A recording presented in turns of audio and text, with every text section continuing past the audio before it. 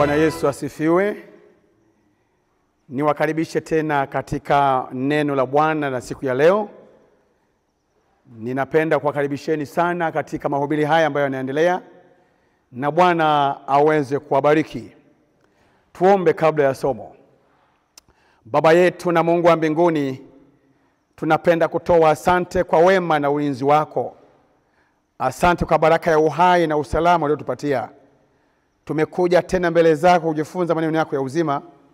Niombe tena siku ya leo wewe uzungumze na watoto wako wa kiume na wa kike waliotiania kuyasikia maneno yako. Nibaki kama chombo tu, neno la uzima litoke kwako. Naomba kwa jina la Yesu. Amina.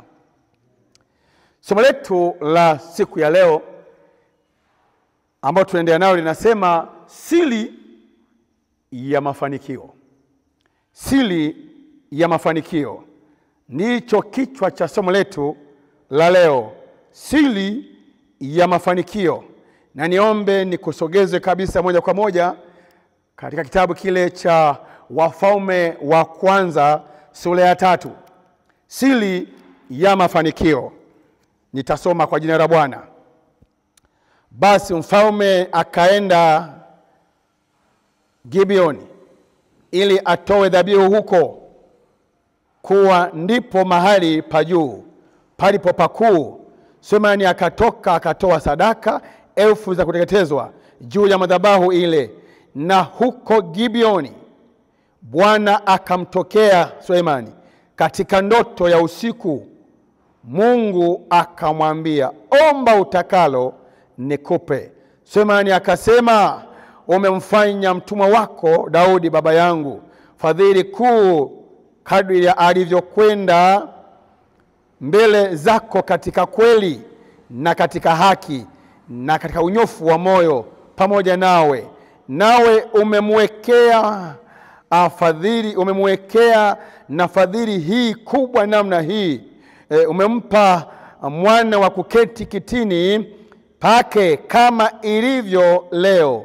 Na sasa Bwana Mungu, umenitawaza niwe mfalme mimi mtumwa wako badala ya Daudi baba yangu, nami ni mtoto mdogo tu, sijui jinsi inipaswaje kutoka wala kuingia. Na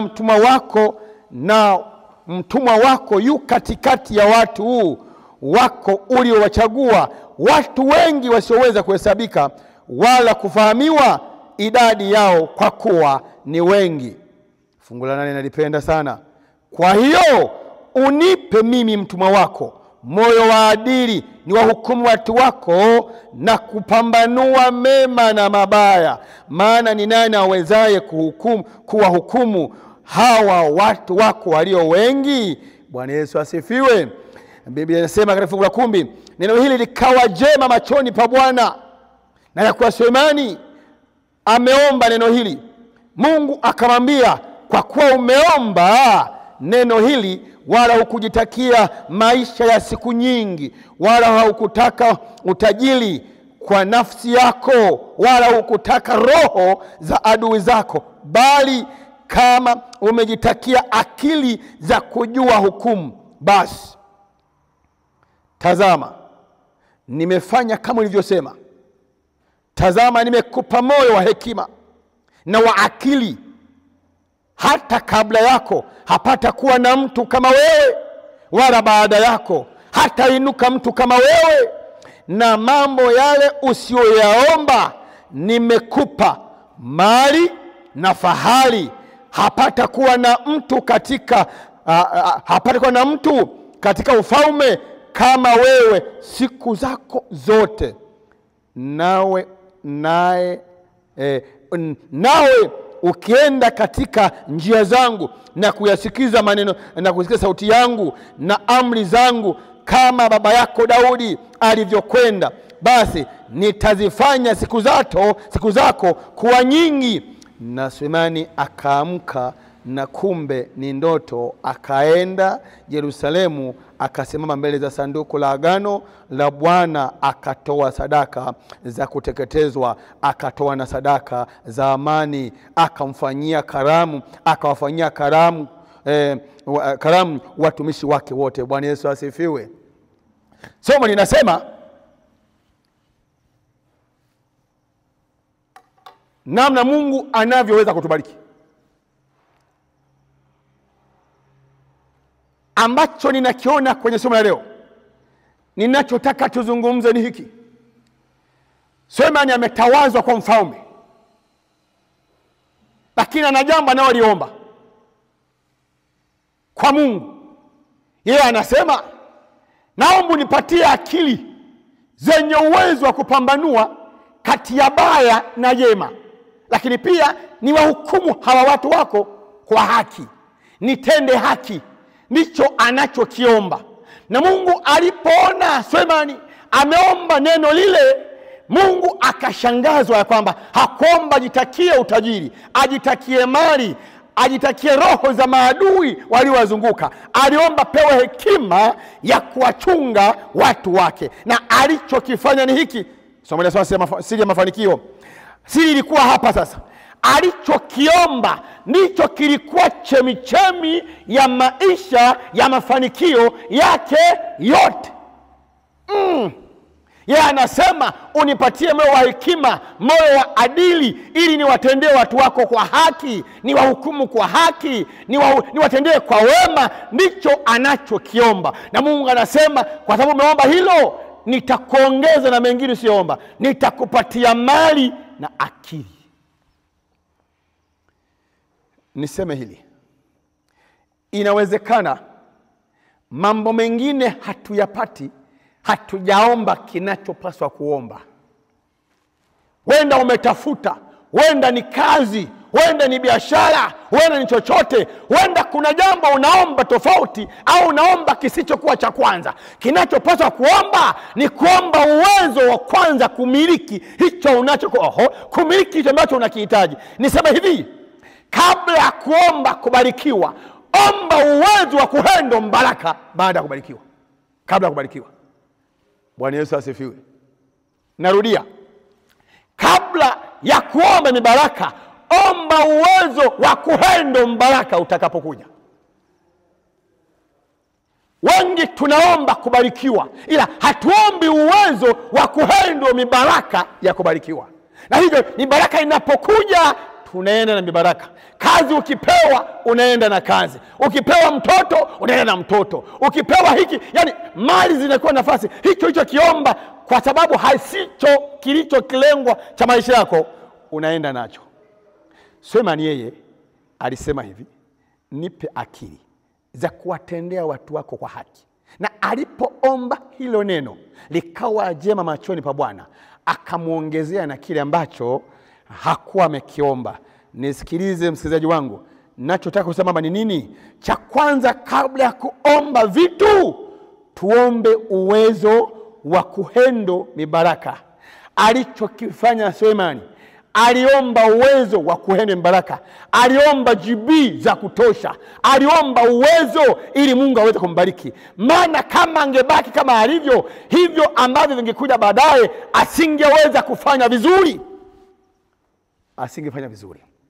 Na hicho ndicho ambacho leo tunakosea sisi. Badala ya kuomba kwanza uwezo wa kumiliki hicho tunachokiomba, tunaomba mbaraka ambao sio jambo la kwanza kuomba. Mungu anachokitaka ni kweli, ameahidi kutupatia na kutubariki. Anachokitaka ni hiki cha kwanza, tuombe uwezo wa kuhandle mbaraka ambao anatupatia. Ndio maana yuko hivi sasa. Kuna aliyeomba aolewe, alipopata mume hakukumbuka kuna Mungu tena. Kuna aliyeomba kazi, alipopata kazi hakukumbuka kuna Mungu tena.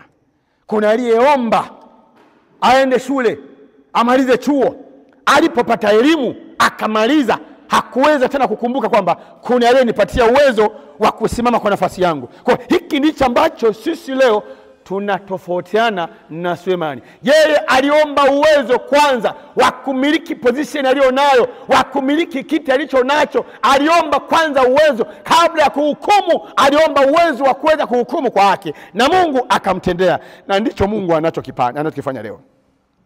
Tutakapoelewa Yeye ndiye mwanzilishi wa maisha yetu, yeye ndiye mwenye kila kitu. Tuombe kwanza tupe akili za utambuzi wa hicho ambacho anataka kutupatia, na tutakapotambua hilo jambo yeye atatupatia. Maana tumeomba jubii za kuhendo mbaraka ili Bwana aweze kutubariki. Na ndicho ambacho nakiona hapa. Na Bwana alipoona Sulemani ameomba kile, hakuzuia tena na mengine ambayo hakuyaomba. Alifungulia baraka zake, alifungulia hekima zake, alifungulia uwezo wake, alifungulia kukubarika. Watu wote waliomzunguka hakuna ambaye hakusema hakika kuna Mungu ndani ya Sulemani.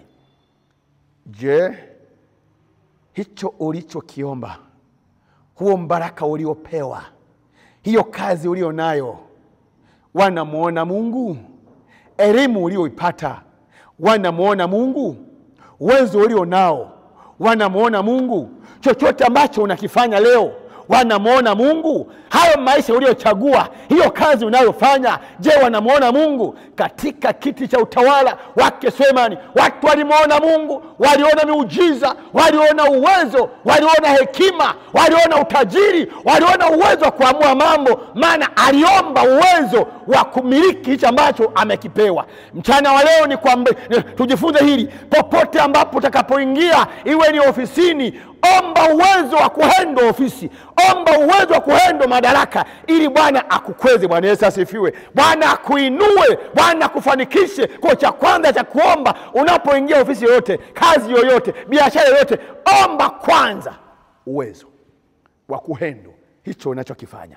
Ndipo Bwana ataongeza na mengine ambayo hukuyafanya. Ndipo Bwana atakusadikisha kwa yale unataka kuyafanya, na ndicho anachokisubiri. Kwa kule kubaki hambo kwa maisha ya Sulemani kwa mwanzoni kulisababisha anabarikiwa na anafanikiwa, na watu wote wakaja kutizama miujiza ya Bwana ambayo alifanya ndani ya Sulemani. Na ndicho anakihitaji hata kwako mchana wa leo. Anataka maisha yako baada ya kubarikiwa watu waseme hakika huyu ni mtoto wa Mungu, huyu ni mwana wa mfalme.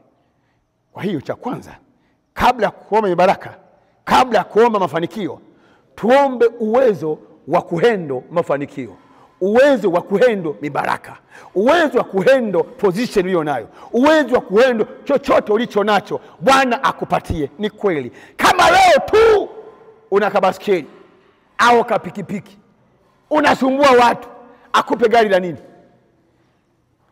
Yaani kama unashindwa tu kuhendo kapikipiki, akupe gari la nini? Haya, kama una kagari kamoja tu na kenyewe kamechoka, unadharau watu, akupe gari la nini tena zuri? Kwa Mungu anataka kuona hiyo nafasi ulio nayo. Je, unajua sababu ya kuwepo hapo? Ndicho anachokidai Sulemani. Anamwambia Mungu, nipatie moyo wa hekima, moyo wa kutambua lililo jema na baya, niwatendea hao watu kwa haki. Ndicho Mungu anachoniagiza, anachokuagiza. Anataka kabla chochote tutambue uweza wake. Ndipo na mengine tusiyoyaomba yeye atatupatia. Ndipo na mengine ambayo hatukuyapanga kuyapata yeye anatupa. Maana ameona una uwezo, nina uwezo wa kuhendo mbaraka, na Bwana atakupatia, Bwana atakuzidisha, Bwana atakufanikisha kwenye kazi yako, kwenye maisha yako, kwenye ndoa yako, kwenye uchumi wako. Bwana atakuinua. Na hili ndio neno la Bwana. Mungu akubariki unapoenda kupangua mitazamo yako na kumwambia Yesu, nisaidie, nataka kuanza upya na wewe. Natamani kwanza nitafute uso wako, natamani kubarikiwa, lakini nataka kuanza na wewe ili ubariki maisha yangu, nibariki wengine pia, na Bwana akubariki. Tuombe. Baba yetu mtakatifu na Mungu wa mbinguni, asante kusema na mioyo yetu tena mchana wa leo. Umetuambia siri ya mafanikio ni kuomba kwanza uwezo wa kuhendo mibaraka, ambayo mara nyingi tumeomba kubarikiwa bila kutangulia kuomba uwezo wa kuhendo mbaraka.